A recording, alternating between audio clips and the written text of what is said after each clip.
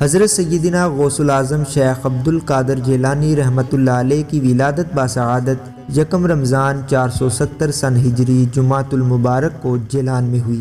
آپ رحمۃ اللہ علیہ کی کنیت ابو محمد ہے، جبکہ محی الدین، محبوب سبحانی، غوث اعظم، غوث ثقلین وغیرہ آپ کے القابات ہیں۔